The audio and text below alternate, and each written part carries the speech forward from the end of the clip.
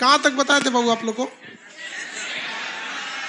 जैन धर्म के बारे में याद है कुछ? जैन धर्म के बारे में, जैन धर्म में तीर्थंकर वगैरह सब चल गया था। हाँ, जैन धर्म कंप्लीट तो नहीं हुआ होगा, छुट्टी थी बीच में। लाइव वाले लोग को भी तो छुट्टी ही रहेगी। जैन धर्म सब लोग को good morning, live class A to Z सब लोग को। देखिए, जैन धर्म के बारे में हम तीर्थंकर वगैरह चीजों के बारे में बताए थे। लाइव वाले लोग कह रहे थे कि सर छुट्टी क्यों था? तो भाई आपका क्लास और पटना ऑफलाइन क्लास दोनों आपस में मैच है। अगर पटना क्लास में छुट्टी होगा तो लाइव में भी छुट्टी हो जाएगा, तो दोनों लोग का एक ही साथ छुट्टी होगा। ऐसा नहीं है कि लाइव का अलग से होगा। स्टार्ट करते हैं लोग जैन धर्म के बारे में। जैन धर्म के पहले तीर्थंकर का नाम ऋषभ देव था। अंतिम तीर्थंकर का नाम महावीर स्वामी। 23वें तीर्थंकर पारसनाथ। ये सब बारे में बता दिए थे। महावीर स्वामी का जन्म हाजीपुर यानी वैशाली के कहा हुआ था? कुंड ग्राम। इनके वंश का नाम क्या था? ज्ञात्री। इनकी माता का नाम त्रिशला, जो लिच्छवी की राजकुमारी थी, चेटक की बहन। तो भाई राजा की बहन तो भी क्या हो जाती है? राजकुमारी हो जाते हैं लोग, मतलब बहुत सब राजघराने में ही आ जाते हैं। तो इनके जो महावीर स्वामी थे, इनकी पत्नी का नाम क्या था? यशोदा था। इनकी पत्नी का नाम यशोदा। बेटा था? नहीं। बेटी का नाम प्रियदर्शी। बेटा का नाम जमाली। दामाद का नाम जमाली। बेटा तो था ही नहीं, बेटी थी प्रियदर्शी। इनको ज्ञान की प्राप्ति, इन्होंने घर कितने वर्ष की आयु में त्याग? 30 वर्ष की आयु में घर त्याग। इनके बड़े भाई का नाम नंदीवन। इन्हें किस नदी के किनारे ज्ञान की प्राप्ति हुई? ऋजुपालिका नदी के किनारे। कौन सा वृक्ष? साल वृक्ष। साल वृक्ष। ज्ञान प्राप्ति के बाद ये क्या कहलाए? जीन कहलाए, महावीर कहलाए। और इन्हें जो ज्ञान प्राप्ति होता है उसे मोक्ष को जैन धर्म में क्या कहा गया? कैवल्य कहा गया। इसके बाद इन्होंने उपदेश देना चालू किया। पहला उपदेश कहाँ दिए थे? राजगीर में। और अंतिम उपदेश पावापुरी में। इनके उपदेश किस भाषा में रहते थे? प्राकृत भाषा में। कौन सी भाषा? उस समय प्राकृत भाषा जो थी वो काफी ज्यादा टफ थी, बहुत ज्यादा टफ थी। उस समय की सबसे सिंपल भाषा का नाम क्या था?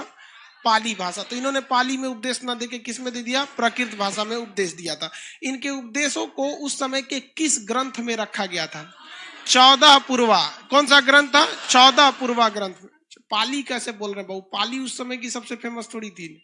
पाली तो फेमस थी, प्राकृत भाषा सबसे टफ थी। उन्होंने इसमें उपदेश दिया था। यहां तक सब बता दिए थे। 14 पूर्वा जो है वो पूरा का पूरा वह किताब है जिसमें महावीर स्वामी ने खुद ही बोला है कि हम ये उपदेश देते हैं 14 पूर्वा में। उसके बाद महावीर स्वामी की मृत्यु हो गई।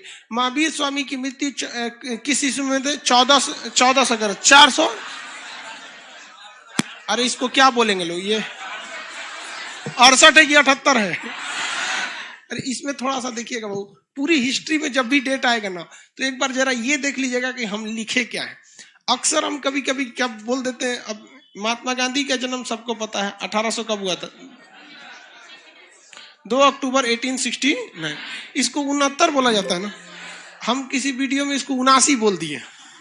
अब एक तो आदमी आके करें कि खान सर आपको समझ में नहीं आता है, आप कैसे टीचर हैं, आपको गांधी जी का जन्म नहीं याद है? महाराज हमसे गलती हो गया, हिंदी वाला समझे में नहीं आता है। 69 है कि 79 है, सब एक के टाइप के लगते हैं सब। तो ये थोड़ा सा आप देख लीजिएगा, कभी कभी थोड़ा सा हमसे कंफ्यूजन हो जाता है। ये 78 89 जो भी है, ये 468 ईसा पूर्व इनकी क्या हो गई? मृत्यु हो गई। किनकी मृत्यु हुई भैया? महावीर स्वामी की मृत्यु हो गई। महावीर स्वामी की मृत्यु के बाद आप देखे थे जैन धर्म में उनके 2 सबसे प्रमुख शिष्य थे।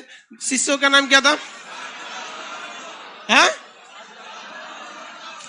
भद्रबाहु और स्थूलबाहु। भद्रबाहु और स्थूलबाहु। इसके बारे में हम कहानी बता दिए थे, एक बार रिवाइज करा देते हैं। मगध में 12 वर्षीय अकाल पड़ा, जिस कारण भद्रबाहु के नेतृत्व में कुछ दल कहां चला गया? दक्षिण भारत में चला गया। इसी के साथ चंद्रगुप्त मौर्य भी चले गए थे। और दक्षिण भारत में कर्नाटक के श्रवणबेलगोला में संलेखना विधि द्वारा उन्होंने भूख हड़ताल कर दिया, मतलब खाना पीना छोड़ दिया, यहाँ प्राण को त्याग दिया। लेकिन भद्रबाहु जब वापस आए कहां पर? पाटलिपुत्रा में। तो पाटलिपुत्रा में स्थूलबाहु के नेतृत्व में जो दल यहाँ रुका हुआ था, उन्होंने श्वेत वस्त्र पहन लिया और क्या क्या कहलाए? श्वेतांबर। और ये लोग क्या कहलाए? दिगंबर। तो श्वेतांबर और दिगंबर दो विचारधाराएं बढ़ गई जैन धर्म में। देखिए श्वेतांबर जो थे वो लोग थोड़ा सा मतलब ये कहते हैं कि हम श्वेत कपड़े पहनेंगे, और दिगंबर जो होते हैं लोग, दिगंबर ये क्या कहते हैं? हम कपड़े नहीं पहनेंगे। तो ये कैसे कपड़े पहनते हैं? सफेद। और ये नहीं पहनते हैं। इनका ये थोड़े साइंटिफिक ढंग के हैं और ये पूरी तरह से प्राचीन विचारधारा के हैं। साइंटिफिक ढंग से क्या है कि इनका कहना है कि अगर आपको मोक्ष की प्राप्ति हो भी जाती है, सब लोग लाइफ वाले अभी तक गुड मॉर्निंग करते रहते हैं लोग जी, सूत के उठेगा तो सीधे गुड मॉर्निंग, टाइम हो गया यहाँ पे भी गुड मॉर्निंग चल रहा है सबका। देखिए ये थोड़ा साइंटिफिक टाइप के हैं। इनका कहना है कि अगर आपको मोक्ष प्राप्त हो गया, क्या प्राप्त हो गया? मोक्ष प्राप्त हो गया। कुछ मोक्ष को क्या कहा जाता है जैन धर्म में? बीच में कोई नहीं बोलेगा, आज ही यही है।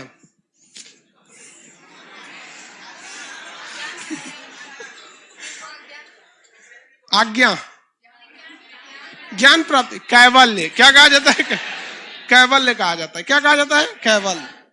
तो मोक्ष प्राप्ति को हम किस नाम से जानते हैं? कैवल्य के। तो यहाँ पे इन्होंने कहा था श्वेतांबर वालों ने कि अगर मोक्ष प्राप्ति हो जाती है यानी कैवल्य प्राप्त हो जाता है तो भी आपको भोजन की जरूरत पड़ेगी ही पड़ेगी। ये लोग का कहना है कि भाई मोक्ष प्राप्ति हो गया, कैवल्य प्राप्ति हो गया, अब आप खाना खाइए चाहे नहीं रहिए, आप में एटीपी ग्लूकोज का निर्माण होते रहेगा, इन द सेंस आपको एनर्जी मिलती रहे। तो ये लोग की विचारधारा थोड़ी सी ना मतलब मन में नहीं करेंगे हम, मतलब हम वही बोलेंगे। समझ में गया? जैसे आगे आगे अजीब भाई धार्मिक चीज में ढेर नहीं बोलना चाहिए, वरना जो जिस विचारधारा का है उसको दूसरा चीज नहीं अच्छा लगता है। तो आपका मन है, आप मानिए ना मानिए अलग बात। तो इन्होंने क्या कहा कि आपको क्या करना पड़ेगा? भोजन करना पड़ेगा। कब? मोक्ष के बाद भी और मोक्ष से पहले भी। हॉल नंबर 3 वाले लोग को प्रोजेक्टर में कुछ वो प्रोजेक्टर चेंज ना करा दीजिए उसको।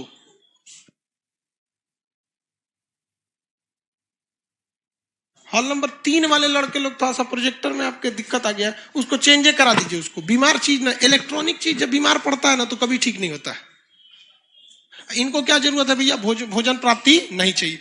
ये लोग कुछ महिलाओं के ज्यादा खिलाफ थे, ये लोग कुछ महिलाओं के ज्यादा खिलाफ थे। कौन? दिगंबर वाले। श्वेतांबर इनका कहना था कि जो फीमेल हैं इन्हें भी मोक्ष मिल सकता है, फीमेल को भी मोक्ष मिल सकता है। इन्होंने एग्जाम्पल दिया मल्लीनाथ का। क्या नाम था? मल्लीनाथ। मल्लीनाथ भी तीर्थंकर थे। क्या थे? तीर्थंकर। तो इन्होंने कहा कि महिलाओं को भी मोक्ष की प्राप्ति हो सकती है। एग्जाम्पल के तौर पर इन्होंने मल्लीनाथ तीर्थंकर, 19वीं तीर्थंकर मल्लीनाथ का क्या किया था? एग्जाम्पल दिया था। जबकि ये लोग कहें कि भाई महिलाओं को तो किसी कीमत पर मोक्ष मिल ही नहीं सकता है। मतलब इनका क्या कहना है कि महिला लोग को कभी भी मोक्ष नहीं मिलेगा। बताइए, ये लोग महिलाओं को उतना मतलब नहीं दिए, जबकि ये लोग हमारी तरह थे, महिलाओं को बहुत सम्मान करने वाले थे लोग। हम कभी भी महिला लोग का बेइज्जती किए हैं? 2 लोग का हम कभी भी बुराई किए ही नहीं है। हम सबका बुराई किए हैं लेकिन 2 लोग का कभी नहीं करते, एक महिलाओं का और एक सीबीएसई वालों का। इनका हम कभी बुराई नहीं किए हैं। कोई कह देगा हम बुराई किए हैं? कभी बुराई नहीं करते। हाँ, कभी किए जी? नहीं, सबसे तो इन्होंने कहा कि भाई महिलाओं को तो मोक्ष मिल ही नहीं सकता है। तो यहां ये कह रहे कि भैया 19वीं तीर्थंकर जो थे मल्लीनाथ, जो थे तीर्थंकर मल्लीनाथ, ये महिला थी। तो ये कह रहे कि झूठ बोलता है, महिला थी नहीं, पुरुष थे। भाई साहब तीर्थंकर पे जब ये बवाल हो जाएगा तीर्थंकर पर कि ये तीर्थंकर महिला है या पुरुष, तो बड़ा विडंबना हो जाएगा भाई साहब, अजीब टाइप का हो जाएगा भाई। इसमें कैसे कंफ्यूजन हो जाएगा? अब मल्लीनाथ एक ऐसे तीर्थंकर जिन्हें श्वेतांबर कहते हैं कि महिला थी, और दिगंबर कहते हैं कि नहीं वो क्या थे? पुरुष थे, मेल थे, और ये क्या कहते हैं? महिला थी। अजीब हाल है भाई। अब जैन धर्म के प्रति महिलाओं का रुझान थोड़ा सा मतलब हट गया। महिलाएं मतलब उनको मन ही मन कहती थी हमारा मोक्ष नहीं मिलेगा, तो लोगों ने कहा कि भाई मोक्ष क्यों नहीं मिलेगा। महिलाएं जाके यहाँ पे करने लगी कि भाई हमको अगर मोक्ष चाहिए, मतलब जन्म मृत्यु से छुटकारा चाहिए। महिलाओं को टेंशन ना हो गया? टेंशन किस बात का हो गया? समझ, महिलाओं को टेंशन इस बात का हो गया कि जैन धर्म में कह दिया गया कि सब जब मोक्ष की प्राप्ति हो जाती है तो दोबारा जन्म नहीं होता है।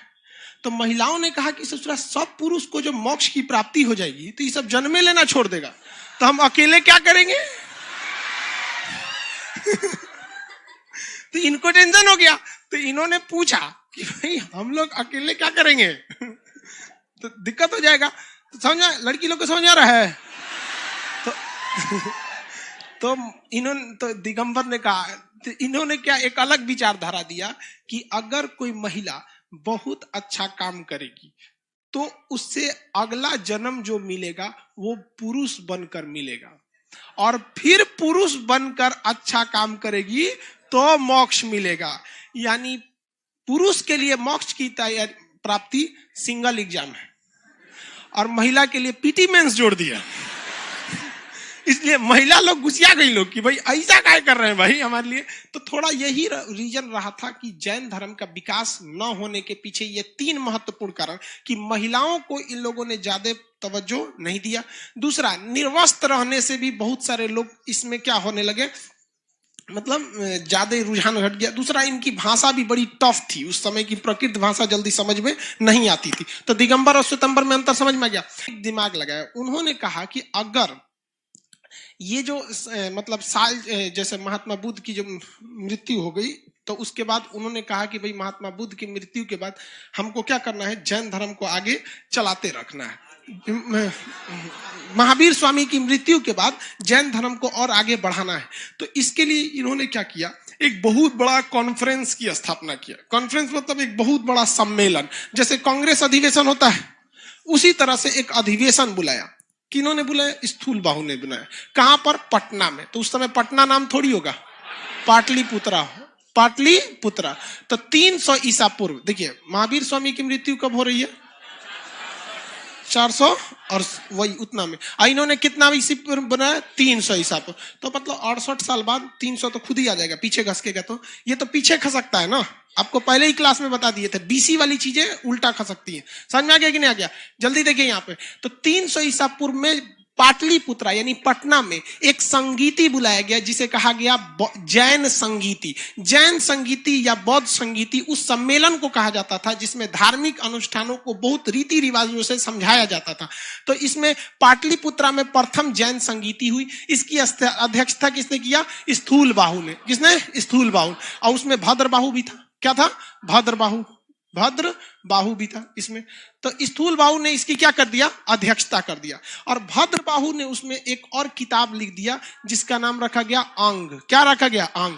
इसे 12 अंग कहा गया। क्या कहा गया? 12 अंग। जबकि महावीर स्वामी ने खुद जो उपदेश दिया था, महावीर स्वामी ने खुद जो उपदेश दिया था उसको क्या कहा गया था? 14 पूर्वा। महावीर स्वामी के खुद के उपदेश क्या कहलाए? अरे यार थोड़ा सा आंसर फटाफट आना चाहिए। लाइव वाले लोग भी, यहाँ पे बिना लाइव वाले लोग भी। लाइव मतलब क्या होता है? जिंदा। गूगल में कभी कभी ना हिंदी लिखने वाला आ जाता है, तो कोई चीज लाइव चल रहा था तो हम गूगल में लगा दिए, नहीं तो जिंदा बता रहा है उसको। मतलब लाइव मतलब जिंदा, तो लाइव मतलब सब जिंदा है सब। तो जिंदा वालों तो जवाब दीजिए। महावीर स्वामी के खुद के उपदेश 14 पूर्व। लेकिन जब महावीर स्वामी की मृत्यु हो गई तो पहली जैन संगीति की स्थापना 300 ईसा पूर्व में कहां की गई? इसी पाटलिपुत्रा यानी पटना की धरती पर। अध्यक्षता किसने किया? स्थूल बाहु ने किया। इसमें 12 अंग नामक पुस्तक किसने लिख दिया? भद्र बाहु। इसके बाद बहुत लंबा गैप हो गया जो जैन धर्म की बर्बादी का एक कारण बन गया। भाई अधिवेशन बुलाना है, सम्मेलन बुलाना है तो वार्षिक बुलाइए, नहीं है तो 2500 साल पे बुलाइए। इन लोगों ने कोई सम्मेलन ही नहीं बुलाया, और सम्मेलन नहीं बुलाया, छोड़ दिया सम्मेलन बुलाना। उसके बाद एक ही बार बुलाया 600 ईस्वी में। 600 ईसा पूर्व नहीं, 600 ईस्वी में। कितने साल का गैप हो गया? 900 साल का। देखिए ईसा मसीह का जन्म हुआ तो 0, इससे पहले 300 ईसा पूर्व बिफोर क्राइस्ट पहली बौद्ध संगीति हुई थी। उसके बाद दूसरी कब हुई? 600 ईस्वी में। तो टोटल गैप कितना हो गया? 900। इतना लंबा गैप के बाद 6ठी शताब्दी यानी 600 ईस्वी में गुजरात के बल्लभी में, कहां पर? बल्लभी में। याद रखेंगे वल्लभ भाई पटेल कहाँ के थे? गुजरात। तो गुजरात के बल्लभी में दूसरी जैन संगीति हुई। कौन सी संगीति? दूसरी। तो जैन धर्म में दोनों संगीतियों के बीच का डिफरेंस बहुत ज्यादा था। जैन धर्म में दोनों संगीतियों के बीच का गैप बहुत ज्यादा था। तो ये दूसरी जैन संगीति कहाँ हुई थी? बल्लभी में। इसकी अध्यक्षता बताइए स्थूल बाहु करेंगे कि भद्र बाहु? कौन करेगा? पहला कौन कर दिया है तो दूसरा कौन कहेगा? भद्र बाहु 900 साल जिंदा रहेगा। इसीलिए हम ये क्वेश्चन लड़की सबसे पूछे। दिमाग लगाई सब लड़की सब। भले इंसाफ दिलाने के लिए उसे 900 साल जिंदा रखना पड़े, रखेंगे, लेकिन इंसाफ मिल के रहेगा। अरे 900 साल कैसे जिएगा वो? भद्रबाहु नहीं, देवाधीश्रवण। कौन थे? देवाधीश्रवण। नाम याद रखेंगे, देवाधीश्रवण, देवाधीश्रवण, देवाधीश्रवण। तो द्वितीय बौद्ध जैन संगीति की अध्यक्षता किसने किया? देवाधीश्रवण ने किया, देवाधीश्रवण ने किया। इसमें अलग अलग जैन मुनियों ने 12 अंग जो रचना पहले हो गई थी, इसी से मिलता जुलता 12 उप अंग लिख दिया। तो 12 उपांग हो गए, 12 उपांग। तो बताइए पहली जैन संगीति में किस पुस्तक की रचना हुई? 12। द्वितीय जैन संगीति में इसे किसने लिखा था? भद्रबाहु। इसे बहुत सारे जैन मुनियों ने लिखा। जबकि इन दोनों बौद्ध जैन संगीति से पहले महावीर स्वामी ने जो उपदेश दिया उसे क्या कहा गया? 14 पूर्वा दिया गया। क्या कहा गया? 14। तो जैन धर्म के विकास में 4-5 बाधा बहुत जबरदस्त आई। पहला निर्वस्त्र रहना, महिलाओं को बराबरी न देना, फिर इनका कठोर नियम था, बहुत ज्यादा कठोर नियम था उन लोग का यहाँ पर, और विभाजन वगैरह। इतना लंबा गैप हो जाना दो संगीतियों में, जो बहुत ज्यादा क्या हो गया? दिक्कत हो गया। इन्होंने बहुत कठोर नियम का पालन बना दिया कि भूखे रहना है, जीवों की हत्या नहीं करना है। आज भी जैन मुनि लोगों को देखिएगा तो मोर पंख का झाड़ू लिए रहते हैं और ऐसे झाड़ के बैठते हैं कि वहां कोई कीड़े मकोड़े की मृत्यु न हो जाए। और यहाँ हम लोग मार चिकन मटन काट ससुरा यहाँ पे। तो जैन धर्म जानवरों पर इतना मोह करता था कि इन्होंने कहा कि भाई आप खेती ही मत कीजिए, क्योंकि खेती करेंगे कुदारी से कब आलू के खेत में मूस कटा जाएगा। मूस उल्हर देता है, उल्हर देने का मतलब समझते? तो खेत को ना चूहा घुस के उसको भोंका बना देता है, तो उसको काटने में कभी चूहा हुआ मर जाते हैं, डीडीटी डालेंगे, ये सब चीज। हाँ रैट बोलता है। हाँ सर, मूस समझ रहे हैं, रैट लाइव वाला सीबीएसई वाला है सर, रैट। सबसे ज्यादा पूरे इंडिया में सीबीएसई वालों का सम्मान अगर किसी ने किया है, खान। पेट्रोल को उचित सम्मान मोदी जी ने दिया और सीबीएसई वालों को उचित सम्मान खान सर। दोनों लोग की जय। है कि नहीं? चलिए ये समझ में आ गया। मल्लीनाथ वगैरह यहाँ आगे बढ़े। अब हर लोगों का एक अपना अपना लोगो होता है, एक चिन्ह होता है। तो जिसमें 3 बौद्ध लोगों का, जैन लोगों का याद रखें। बार बार हम गलती से शायद बौद्ध बोल दे रहे हैं, तो आप समझिएगा। पहले जैन धर्म के तीर्थंकर का नाम था ऋषभ देव। तो ऋषभ देव का जो चिन्ह था वो वृषभ था। ऋषभ वृषभ, ऋषभ वृषभ। नाम कितना सिंपल है, ऋषभ देव का वृषभ। वृषभ समझते हैं? बड़का सांड, एक और बहुत खतरनाक होता है सब वहां पे। तो ऋषभ देव का वृषभ। अब आते हैं 23वें तीर्थंकर पारसनाथ। तो पारसनाथ का सांप, पारस सांप, पारसनाथ का सांप, पारसनाथ का सांप, पारसनाथ का सांप। और महावीर स्वामी सिंह, शेर। महावीर स्वामी सिंह, शेर या सिंह बात बराबर है, शेर कहिए या सिंह कहिए। तो तीनों लोग को याद रखिए। अंकर के नाम याद रखेंगे तो भूले भट्ट के 5 साल 7 साल में एक क्वेश्चन पूछेगा 2400 तीर्थंकर के नाम। उसके चक्कर में आपका बाकी चीजें बहुत ज्यादा छूटने लगती। तो हिस्ट्री में 1-2 चीजों का ध्यान ये रखना पड़ता है कि कंप्लीट हिस्ट्री अगर आप देखेंगे ना, तो कुछ ऐसे क्वेश्चन है जो 7 साल 10 साल पे भूले भट्ट के एक ठो पूछता है, लेकिन बहुत ब्रॉड सेक्शन है। तो उस पर ज्यादा माथा लगाएंगे ना तो फेल होके चलाएंगे। तो उस पर ज्यादा माथा लगाने की जरूरत नहीं है। भूले भट्ट के अब हम आपको बताते हैं ना, 3 तीर्थंकर पूछेगा। कौन कौन? पारसनाथ, ऋषभदेव, पारसनाथ और महावीर।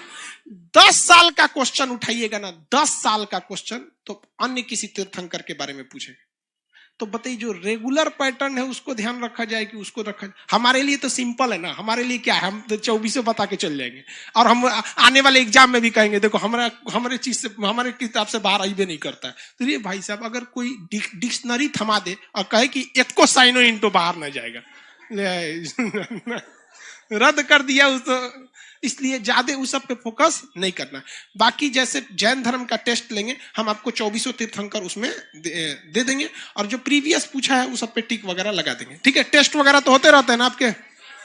अगला टेस्ट शायद जैन धर्म का होगा, ठीक है, वैदिक काल का होगा, जो भी होगा उसमें हम आगे फिर बताएंगे आपको। हो गया है ना, तो आगे जब टेस्ट का टाइम होगा तो बता दीजिएगा किस चीज का टेस्ट लेना है। जैन धर्म में समझ में आ गया, किसी को दिक्कत नहीं है? किसी को दिक्कत नहीं है ना? आप कौन सा धर्म स्टार्ट करते हैं? बौद्ध धर्म। कौन सा धर्म? बौद्ध धर्म। बौद्ध धर्म में तीर्थंकर थे? हाँ? आपको इस्लाम धर्म और बौद्ध धर्म, जैन धर्म में कोई समानता दिखती है? कौन सी समानता? अहिंसा।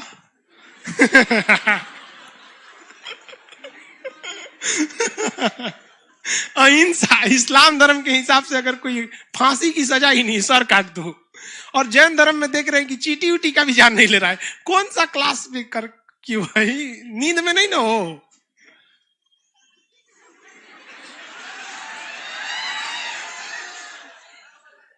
सब इतना लेट, मतलब हिम्मत गजब होता है लड़कियों, हिम्मत होता है या बेशर्मी, हमको आज तक ये कंफर्म नहीं हुआ।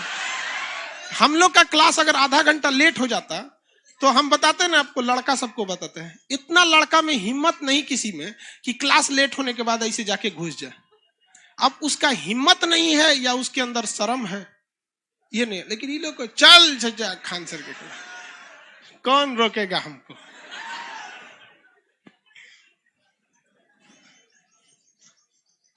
देखो भाई, जैन धर्म में और इस्लाम धर्म में एक कॉमन चीजें देखने को क्या मिली है।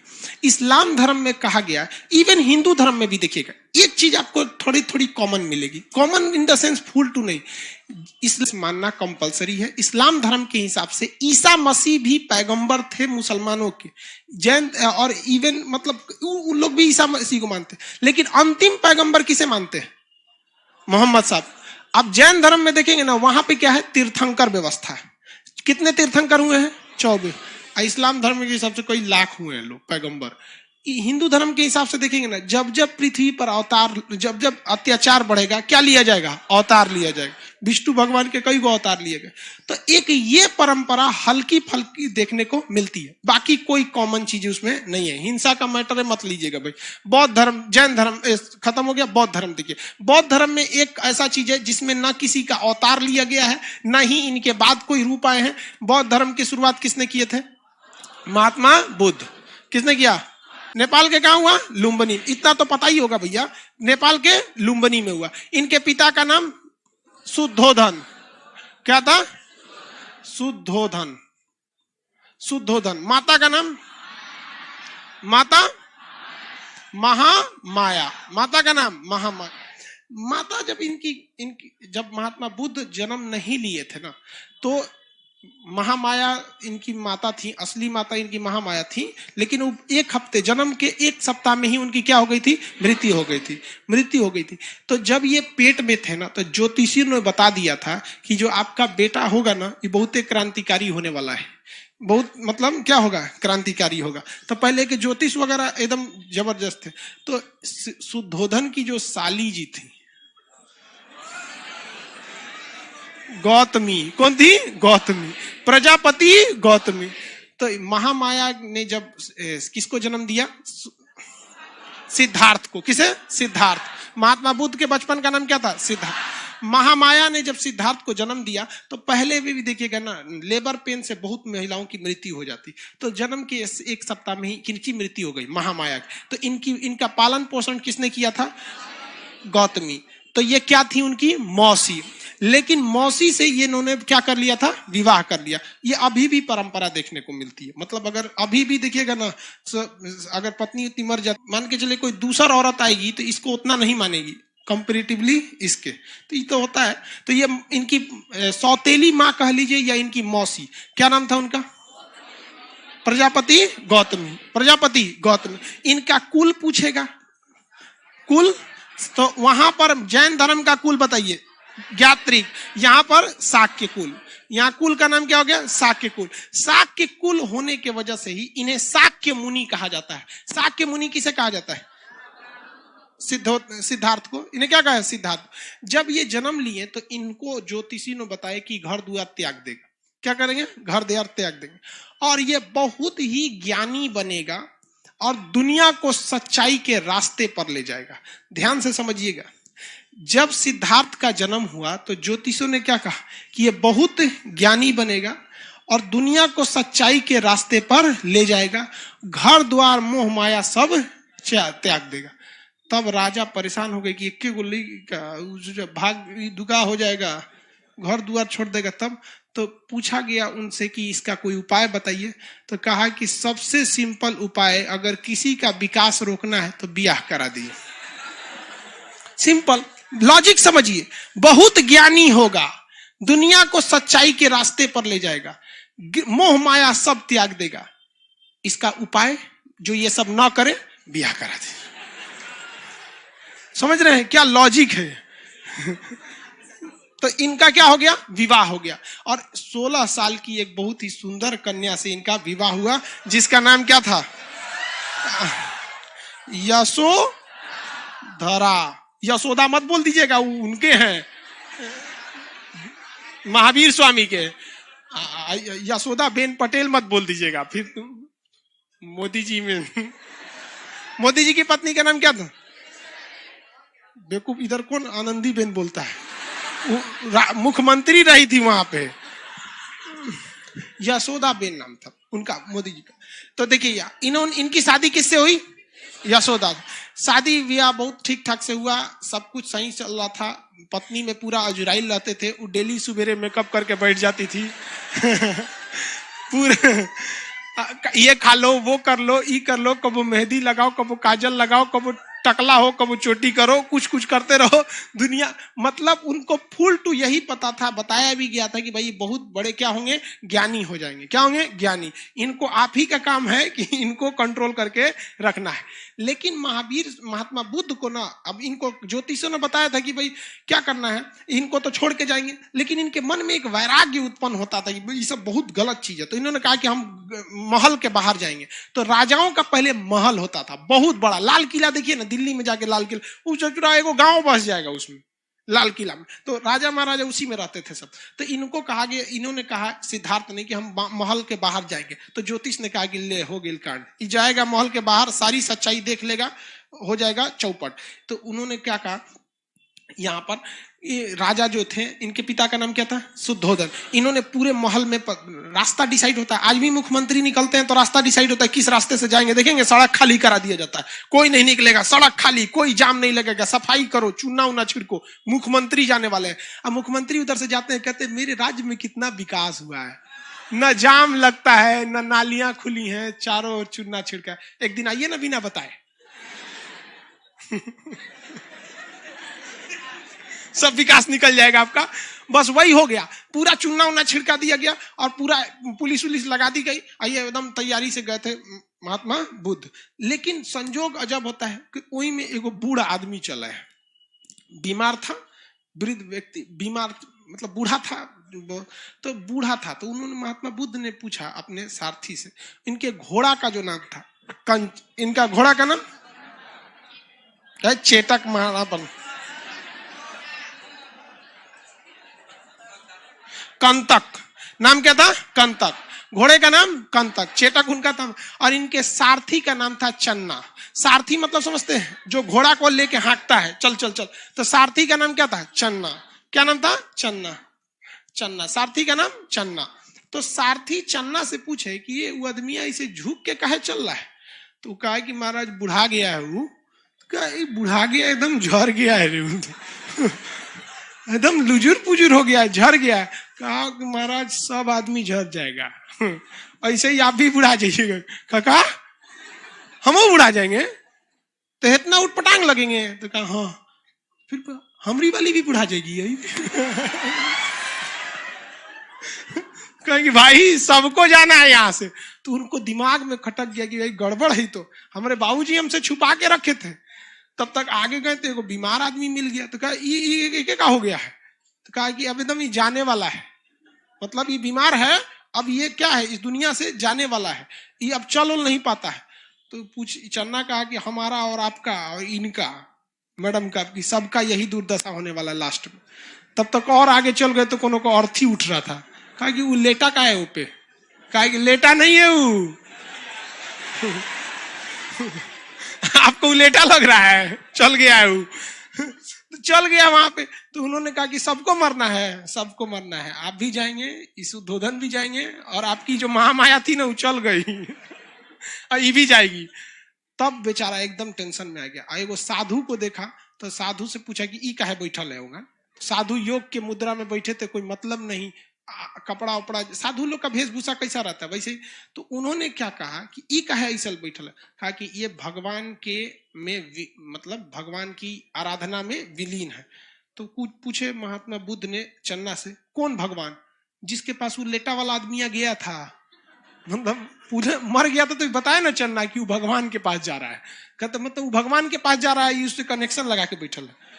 तो उन्होंने कभी इस चीज को देखा नहीं था। तो इन 4 चीजों को देखा तो उनके मन में वैराग्य आ गया, और घर आए तो टेंशन में आए, और यशोधरा से कहें कि देखना इस सब में कुछ ना रखल है दुनिया में। तो दिमागे ठनक गया। जोन बवाल के लिए हमको लाया गया था, बवाल आ गया इनके। तब तक पता चला कि यशोधरा गर्भवती। अब ये टेंशन में थे कि हमको घर द्वार छोड़ना है, और उधर से गर्भवती लड़का होने वाला था। इनको एकदम टेंशन था कि हम घर द्वार छोड़ देंगे। भाई जब बूढ़ा होना ही है, बीमार पड़ना ही है, राजा रहे चाहे फकीर रहे, बीमार पड़बे करेगा, गरीब होगा ही, मरबे करेगा, तो क्या जरूरत है झमेला करने का। तब तक वहां पे लड़का हुआ महात्मा बुद्ध का। तो नौकरानी सब पहले खुशखबरी लेके आती थी, जो पहले लाता था ना उसको कुछ गिफ्ट मिलता था, राजा वजा दे देता था सब। तो लेके आए तुरंत, महाराज की जय हो, यशोधरा को पुत्र हुआ है, तो बेटा हुआ है। तो बेटा का खुशी भारत में कुछ ज्यादा रहता है। समाज है, पुरुष समाज है, समझ में गया कि नहीं?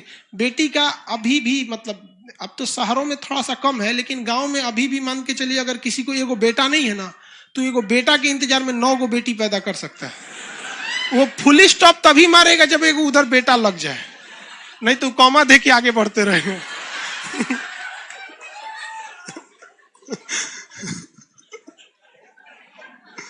तो इनका तो पहले में बेटा हो गया तो डबल खुशी थी। लाइव वाला समझ रहा है सुनना? तो डबल खुशी थी। तो अब इनको बुद्ध भगवान को ले जाकर बताया गया, महाराज आपको तो पुत्र हुआ है, नाम रखिए। तो कह दूर ससुर, तू नहीं, एगो तो हम घर छोड़े वाले थे, ये कहां से चला आया बैला कहीं का। तो उन्होंने कहा, मने मन कहा कि मेरी जिंदगी का सबसे बड़ा कांटा ये हो गया, क्योंकि अगर हम घर छोड़ देते तो लोग यही कहता कि इन्होंने अपनी पत्नी घर द्वार सब छोड़ के चले आए, कोई ज्यादा बुरा नहीं मानेगा। लेकिन ऐसे ससुरा 2 दिन के लड़का छोड़ के चल जाएंगे, पूरा समाज हमारा बोलेगा। तो उन्होंने कहा मेरी जीवन का ये कांटा है। तो राहुल मतलब क्या होता है? रास्ते की बात। उन्होंने कहा राहुल ले। तो उनको लगा, ये नौकरनिया को लगा कि नामे रख दिए, जितना बुद्धि उतने सोचेगी ना। नाम हो गया, बेटा का नाम क्या हो गया? राहुल। बेटा का नाम राहुल। लेकिन उन्होंने तो अपने लिए इसे क्या समझ लिया था? बाधा। लेकिन उन्होंने कह दिया कि हम घर द्वार छोड़ छाड़ के जाएंगे, हमरा ये सब में नहीं करना है। अब ये परेशान थी यशोदा कि हम कहाँ जाएंगे रे पकड़ो, हमरा एगो बियाह शादी हो गया, एगो लड़को हो गया, अब कहाँ जाएंगे हम। ये परेशान थी, बहुत मनाने की कोशिश की, लेकिन नहीं माने, घर द्वार छोड़ दिए। 29 साल की अवस्था में, कितने साल की अवस्था में? अपना घर द्वार को क्या कर दिया इन्होंने? छोड़ दिया। एक राजा के जीवन को छोड़कर एक सन्यासी की जीवन जीने के लिए इन्होंने सोच लिया। अलार कलाम से इन्होंने सांख्य दर्शन की क्या ले लिया? शिक्षा ले लिया। अलार कलाम से क्या ले लिया? सांख्य दर्शन की शिक्षा ले लिया। पूछेगा महात्मा बुद्ध ने कौन सा दर्शन में सबसे ज्यादा शिक्षा ले लिया? सांख्य दर्शन। किससे लिया था सांख्य दर्शन? अलार कलाम। किससे शिक्षा लिया? अलार कलाम। रुद्रक राम से इन्होंने योग दर्शन की शिक्षा लिया। लेकिन देखिए, सांख्य दर्शन की शिक्षा भले इन्होंने अलार कलाम से लिया था, लेकिन क्या अलार कलाम ने सांख्य दर्शन लिखा था? नहीं। सांख्य दर्शन किसने लिखा था? खड़ा होकर। सांख्य दर्शन किसने लिखा? कपिल। बीच में कोई नहीं बोला। रुद्रक राम से इन्होंने योग दर्शन की शिक्षा लिया। योग दर्शन किसने लिखा? पतंजलि। गुड गुड, पूरा बढ़िया से याद है। ठीक है, बैठो, सवाल पूछते हैं कल। अब ये तो समझ में आ गया। तो रुद्रक राम से इन्होंने क्या, कौन सी शिक्षा लिया? योग दर्शन। रुद्रक राम से योग दर्शन की। लेकिन कहेगा कि महात्मा बुद्ध, अलार कलाम और रुद्रक राम, अलार कलाम से सांख्य दर्शन और रुद्रक राम से योग दर्शन। अलार कलाम और सांख्य दर्शन, इन दोनों में महात्मा बुद्ध जो थे वो रुद्रक राम को ज्यादा मानते थे या प्रिय मानते थे, या अलार कलाम को? तो रुद्रक राम को। किसे? रुद्रक। इसलिए जब भी देखेंगे महात्मा बुद्ध को, योग के मुद्रा में ही आप देखेंगे। जब भी महात्मा बुद्ध की मूर्ति, यहाँ का मूर्ति, अच्छा शिवानी लेती गई, एक तो महात्मा बुद्ध की मूर्ति ला देना जी, अशोक, यहाँ पर। वाह, तो देखेंगे ना, जब भी महात्मा बुद्ध को किस रूप में देखेंगे? योग की मुद्रा में देखेंगे। अब ये अपने मित्रों के साथ, महात्मा बुद्ध अपने मित्रों के साथ चले गए उत्तर प्रदेश में। कहां पर? उत्तर प्रदेश में। उत्तर प्रदेश यूपी में एक जगह है सारनाथ। क्या नाम है? सारनाथ। सारनाथ में एक जंगल है जिसका नाम मृगदाब वन। कौन सा वन? मृगदाब। इस मृगदाब वन में वो अपने 5-6 मित्रों के साथ बैठ के और क्या करने लगे? तपस्या करने लगे। योग दर्शन तो रुद्रक राम से सीख ही लिए थे। योग की मुद्रा में बैठ के कठोर तपस्या करने लगे कि हमें सच्चाई क्या है, गलत क्या है, इस सब का क्या मिल सके? ज्ञान मिल सके। तो ये सारी चीजों का ज्ञान मिलने के लिए इन्होंने कहां पे चले गए? सारनाथ। तो सारनाथ में बैठ के इन्होंने काफी सारे क्या किया था? तपस्या किया। लेकिन उस तपस्या से कोई खास फायदा नहीं मिला। कई साल बीत गए सब तपस्या के, कुछ मिल ही नहीं रहा था। तो अचानक उनको एक महिला दिखी। उस जंगल में क्या मिली? महिला। तो सारे लोग ध्यान लगाए थे। अब महात्मा बुद्ध ऐसे महिला को देखे, अरे हंसता क्या लिए? समझा रहे हैं तो समझो ना। पहले धार्मिक मामले में मजाक मत क्या करो, कबो भी किसी पे कुछ भी हो जाता है। इसलिए तो उन्होंने देखा ये महिला क्या करने आई है, तो देखा कि बाकी सब दोस्त ध्यान लगाए हैं, सब तू लोग ध्यान लगाओ। महिला से पूछे क्या बात है, तो उन्होंने बताया था कि वीणा, जो वीणा बजाया जाता है, इसको इतना ना हुमच के खींच दीजिए कि टूटिए जाए वीणा, तो ये भी गलत है। और आराम से वीणा को रगड़ेंगे तो संगीत ही नहीं निकलेगी। मतलब वीणा को रगड़ने के लिए क्या होनी चाहिए? एक लय होना चाहिए। इतनी कठोर तपस्या करेंगे तो भगवानों डरा जाएगा कि कब्जा करने आ रहा है कि तपस्या करने आ रहा है। तो उन्होंने, उनको दिमाग आया कि भाई हमको इस तरह से तपस्या नहीं करना है। तो यूपी में पूरा का पूरा फाउंडेशन कोर्स किए 6 साल तक। मतलब बात समझिए, सारनाथ में ज्ञान मिल ही नहीं रहा था। तो वो कहाँ आए? बोध गया। कहाँ आए? बोध गया। यहाँ आके वो टारगेट बैच ज्वाइन कर लिए, क्रैश कोर्स। बात समझिए, हम आपको पढ़ाने के लिए करें। यहाँ आए बोध गया में। अब बोध गया किस नदी के किनारे है? फाल्गु नदी। इसका एक और नाम बता सकते हैं? निरंजना नदी। फाल्गु या निरंजना नदी के तट पर बैठकर, फाल्गु या निरंजना नदी के तट पर बैठकर वहां एक विशाल पीपल वृक्ष के नीचे बैठे। पीपल वृक्ष वगैरह जो था वो थोड़ा सा सांस, हवा वगैरह भी क्या देता है? शुद्ध देता है। दूसरा छाया वगैरह मिल जाती है। के नीचे बैठकर तपस्या करने फाल्गु नदी और तपस्या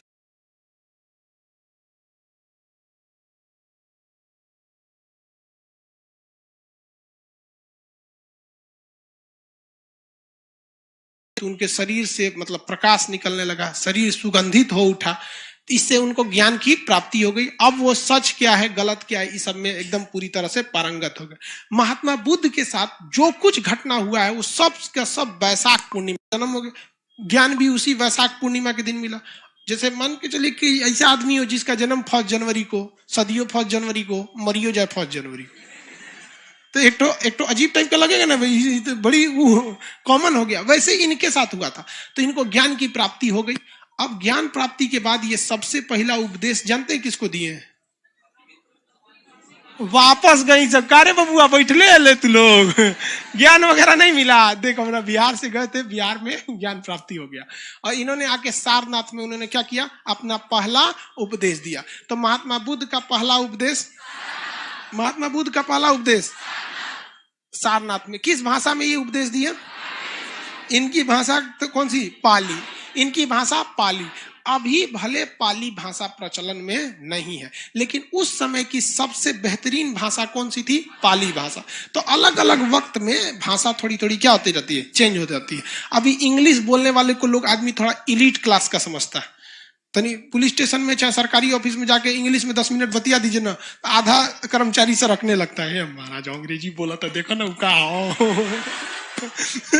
तो हमेशा थोड़ा थोड़ा समय में ना भाषा थोड़ी सी चेंज होने लगती है। तो इन्होंने कौन से भाषा में उपदेश दिया? पाली भाषा। और पाली भाषा में जब इन्होंने उपदेश दिया तो लोगों को वो उपदेश काफी पसंद आने लगे। इसी बीच इनको बुलाया गया यूपी का ही एक जगह है श्रावस्ती। क्या नाम है? श्रावस्ती। श्रावस्ती उत्तर प्रदेश का ही, नेपाल से सट के है जगह श्रावस्ती। श्रावस्ती में महात्मा बुद्ध ने अपना सबसे ज्यादा समय व्यतीत किया। बरसात के समय ये कहां चले जाते थे? श्रावस्ती में। और श्रावस्ती में जब ये उपदेश देने गए तो वहां एक भयंकर डाकू रहता था, उंगली माल डाकू, काट के उंगलिया का माला पहन लेता था। घेर लिया महात्मा बुद्ध को।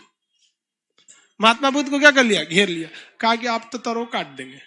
तो महात्मा बुद्ध कहे काट दो। कहा कि ये अजबे आदमी है, करे काट दो, डराइए नहीं रहे।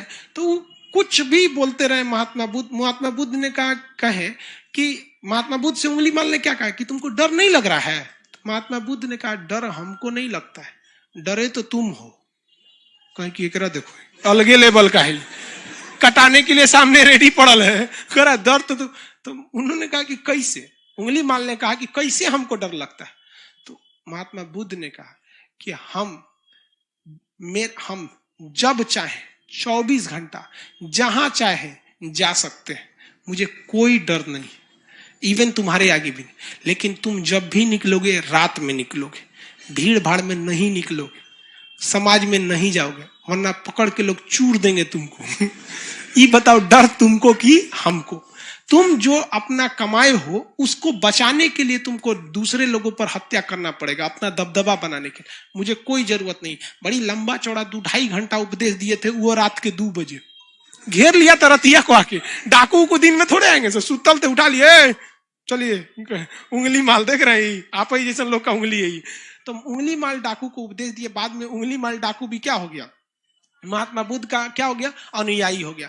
महात्मा बुद्ध अपने सबसे उनका कहना था कि हम जो कहते हैं इस पर कोई भी विश्वास न करो, बल्कि इसे तुम अपनी तर्क की कसौटी पर, तर्क मतलब होता है अपनी खुद की बुद्धि पर, तर्क की कसौटी पर देखो क्या ये सही है या नहीं है, मतलब खुद से सोच के देखो। तो महात्मा बुद्ध बहुत फेमस होते जा रहे थे। उसी बीच वो दान उन लेने के लिए जहां तहां बैठे रहते थे। भाई भिक्षा, इनका मुख्य कहना था कि ज्यादा कमाओ मा के मत रखो, भिक्षा वगैरह लेके क्या करते हो? रख लो। अपना भिक्षा जितनी है अपनी भिक्षा से ही अपना जीवन यापन करो। तो जाते थे तो बहुत लोग उनको उपहार देते रहते थे। एक दिन एक गांव में गए तो एक बुढ़िया उनको उपहार दी, और वो जानते कौन उपहार दी? जूठा आम। मतलब बताइए, उतना बड़ा भगवान को आप उपहार दे रहे हैं तो कम से कम एगो सल्लग दे दीजिए ना। खड़ा सल्लग नहीं समझता है, गोटे कंप्लीट मैंगो 1 पीस, सीबीएसई वाला है। तो कम से कम एक आम देना चाहिए, आधा आम दे रही वो जूठा। और जब सारा हो गया तो महात्मा बुद्ध से पूछा गया कि आपको सबसे ज्यादा कौन सा उपहार पसंद आया? तो महात्मा बुद्ध ने कहा था कि जूठा का आम हुआ। तो लोग जो सोना चांदी दिए थे वो कहने लगे कि अब सठिया गई लोग, उनके जूठे आम पसंद है। तो उन्होंने क्या कहा था कि जो आम जो बुढ़िया ने दिया है, इसने अपना सब कुछ दे दिया, इसके पास कुछ नहीं है, और जो तुम लोगों ने दिया है वो अपनी टोटल संपत्ति में से कुछ दे दिया है यहाँ पर। और हम लोग को विचारधारा देखिए, हम लोग अपने टोटल संपत्ति का, जितनी संपत्ति रहती है, मान के चलिए जिसके पास 100% संपत्ति है, इसका वो भगवान को कितना देता है पता है? 0.0001% भी नहीं देता है।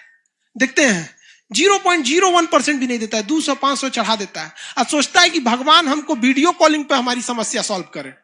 अरे कहीं का इतनी सा में तो भगवान को ब्लैकमेल कर रहा है। तो इन्होंने कहा था महात्मा बुद्ध ने कि इसने अपना सब कुछ क्या दिया? हमको समर्पित कर दिया। आनंद इनका सबसे प्रिय शिष्य था। इनका सबसे प्रिय शिष्य क्या था? आनंद नाम था इनके सबसे प्रिय शिष्य का नाम। आनंद बहुत प्रिय शिष्य थे। एक इनको ना एक बहुत बदमाश लड़का था, गाली उली देता था महात्मा बुद्ध को।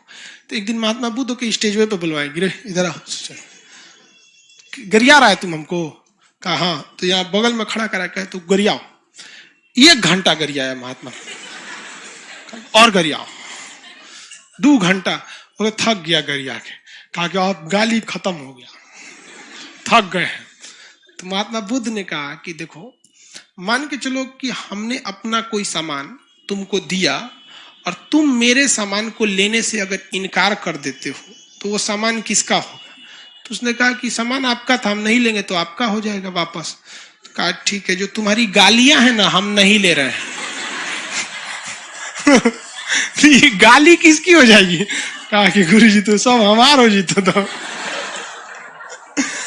तो महात्मा बुद्ध का बहुत बड़ा क्या हो गया? चेला हो गया। लेकिन ये आनंद बहुत खचरा था। क्या था? बहुत खचरा। ये महात्मा बुद्ध से कहता था कि महाराज खाली आप ऐसे साधुओं को लेके घूमते हैं, महिलाओं को भी शामिल कीजिए। बदमाशी बहुत करता था। अरे भाई देखिए, आप इस चीज को ना अन्यथा में नहीं लेंगे। खचरा कहने का सेंस ये नहीं है कि हम किसी आपको अच्छे से समझ में आ सके इसलिए बताते हैं। तो महात्मा बुद्ध का है, महिला उला को शामिल मत करना, महिला को शामिल करोगे हमेशा परेशान रहोगे, टाइम से आएगी सब नहीं, बैच चालू होने के बाद आएगी सब, तो परेशान होकर रह जाएगा। कितना समझा के रख दो टाइम से नहीं आएगी सब। वैसे ही भाई उनमें साधुओं की सभा होती थी, सब साधु अपने में ध्यान में रहेंगे, उन्हें को जल्दी जल्दी आएगी पोत पात के। लड़की सबका लेट कौन सी में होता है?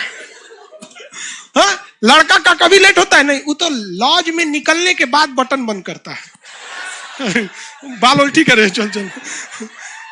रूम से निकलेगा तब चप्पल पहनेगा, इसे फंसा के चल दिया वो सब ना। अरे बाप रे बाप, क्लास भाड़ में जाए, क्लास जरूरी थोड़े कबो हो सकता है। तो महात्मा बुद्ध शुरुआत में महिलाओं को बौद्ध धर्म में समाने के लिए तैयार नहीं थे, लेकिन ये बार बार कहता था आनंद महाराज जरूरी है, समझ नहीं रहे आप। तो महात्मा बुद्ध ने कहा ठीक है चलो, अब महिलाओं को भी बौद्ध धर्म में शामिल कर लिए। महिला लोग चाहे वो लाइव में है चाहे यहाँ है, ये बात जरा ध्यान से समझिए, ये हम नहीं कह रहे, महात्मा बुद्ध कह रहे हैं। जब महिलाओं को उन्होंने प्रवेश करने की अनुमति दिया तो उन्होंने कहा कि अब बौद्ध धर्म ज्यादा दिन नहीं चल पाएगा। ये हमारा कथन नहीं है, ये महात्मा बुद्ध का कथन है कि अब बौद्ध धर्म ज्यादा दिन नहीं चल पाए। आप इसको गौर से देखिएगा, एक महिला जो रहेगी ना, उसका झगड़ा जानते किससे होगा? अपनी सास से, कभी ससुर से नहीं होगा, क्योंकि उस ससुर उसको टॉर्चर नहीं करने वाला है कोनो बात में। सास जो रहेगी बेचारी 11 बजे सूत के सोई है, काम वाम करके पतो ओके 4 बजे कोच के उठा देगी, बबनी उठ चाय बना। अरे बेचारी 4 बजे का करने के लिए खखुआई लगेगी तो मैं झाड़ देगी, बुढ़िया कहेगी। उसका झगड़ा हो जाएगा अपनी मतलब देवरानी से होगा, देवर से नहीं, जेठानी से होगा, भसुर से नहीं। देखना बराबरी बराबर। तो महात्मा बुद्ध ने क्या कहा कि अब बौद्ध धर्म ज्यादा दिन चलने वाला नहीं है। तो ये महात्मा बुद्ध के कथन थे और आगे जाके ऐसा हुआ भी, ज्यादा दिन बौद्ध धर्म नहीं चला। लेकिन अब क्वेश्चन में हिसाब से रखेंगे, पहली महिला कौन थी? प्रजापति गौतमी। बौद्ध धर्म में शामिल होने वाली पहली महिला प्रजापति गौतमी। दूसरी महिला हाजीपुर जो जगह है वहां, वैशाली, हाजीपुर मतलब समझ रहे हैं ना, वैशाली, वैशाली की एक डांसर थी आम्रपाली। हाँ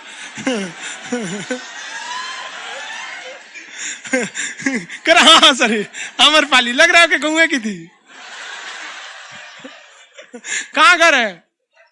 हाजीपुर। अच्छा, तो वहां की एक तो डांसर थी, आम्रपाली नर्तकी थी। अब वो भी क्या हो गई? बौद्ध धर्म में शामिल हो गई। बौद्ध धर्म ने सबसे लोगों को कहा कि देखिए आपको कठोर नियम पालने की जरूरत नहीं है।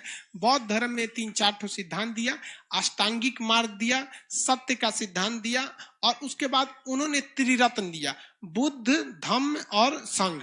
बुद्धम शरणम गच्छामि, धम्मम शरणम, संघम शरणम गच्छामि और धम्मम शरणम गच्छामि। ये उनके त्रिरत्न है। कितने लोग बता सकते हैं जैन धर्म के त्रिरत्न कौन थे? शॉर्टकट में क्या था? KFC। शॉर्टकट में KFC, चिकन वाला नहीं, जैन धर्म में चिकन बंद है, KFC, knowledge, faith and correct. अब कल बाकी चीजें जैन धर्म, बौद्ध धर्म के बारे में कंप्लीट कर देंगे। ठीक है, आज के लिए इतना ही।